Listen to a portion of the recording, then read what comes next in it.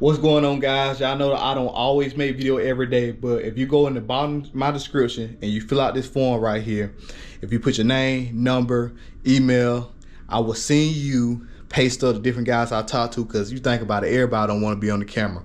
But the pay stubs I do get, I can send directly to you. I'll let you know their name, how much experience they have, but we just gonna get the numbers. We're gonna get the numbers to, you know, how much they average out, and you know, the rest stuff they can keep. We just want numbers to see how much they make a week, so you can kind of gauge what you can probably make, you know, if you stay in that area.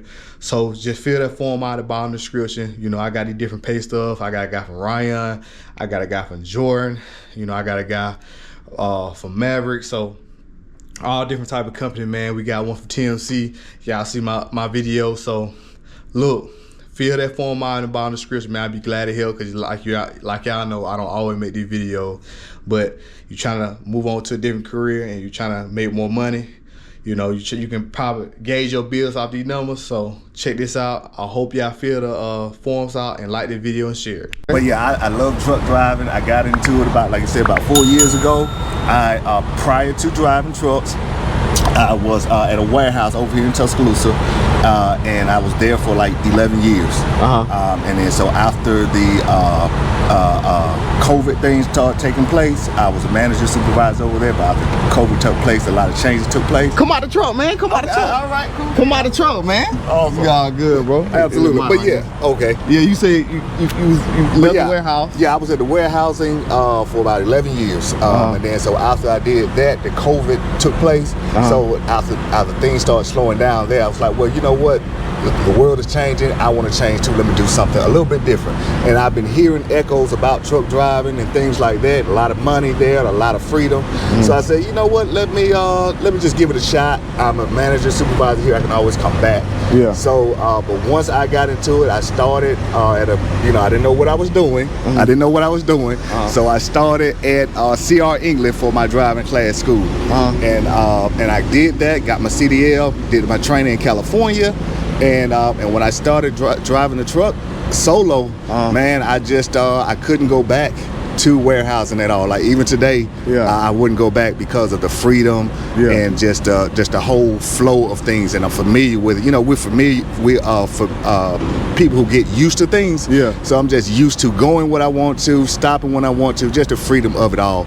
A total contrast to warehousing, in my opinion. Yeah, man, I know what you mean, because you can do what you want. You know, you can take it. Well, of course you gotta drop the load out, but it's more freedom. You ain't got nobody watching you. Absolutely. You know, hey, can I go to the bathroom? Is it okay if I take a break, a few minutes? So all that. It was a whole lot. So with this, I like the freedom. I like the planning of things. You have an idea of what you're gonna be doing every day. You know, you kind of like say you have. I mean, it's just a lot of freedom that comes with it, in my opinion. So I enjoy trucking. Anyone who I run across, I'll be like, hey, give it a shot. To me, it was a life changer, and I think it would be a life changer for others as well. Money wise, I would say, I would. I think truck drivers make a little bit more than the average warehousing or average blue collar worker, but you know, it's a give and take with it. That a lot of people don't understand, because with the working 8 hours, you're not going to do 8 hours in truck driving, you know, if you're going to make a decent amount of money. So with the warehousing, you're familiar with 8 hours, I go home. 10 hours at the most, I go home. Time and a half overtime, you know, those type of things do not apply in trucking. You know, you're not going to get overtime. You're not going to drive 5 hours and then done for the whole day, rarely. And so it's a slight different that's not always clear. It wasn't put clear to me when I started. So as you get familiar with it, especially for new drivers coming in, it's a different type of thing. So as you're getting familiar with it, you just kind of feel your way through, but you'll have to find out for yourself what works for you. Because someone else will say, okay, it's great, it's wonderful, do it, but it takes a little bit of a change, and it's a little bit of a culture shock. But once you get over that, you go into it like a fish in water. That's true, man. So when you did truck driving, is the pace super different from Walmart with this company? And you didn't take no experienced drivers?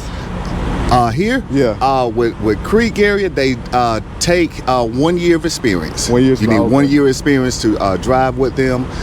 But once you get your 1 year, it's a great step up from once you get your CDL. Once you get your CDL, wherever you decide to get it to, I suggest to stay there 6 months to a year.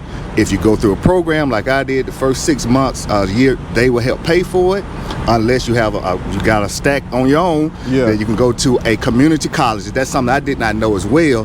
When you get it, whenever you decide, okay, I just want to jump into trucking. Yeah. To get that CDL, is a few ways to do it. You can go through a school who will finance you, or I did not know, you can go to your local community college and you can get that for free. The community college will pay for that. It will be a very rare situation where they won't pay for it, but most of the time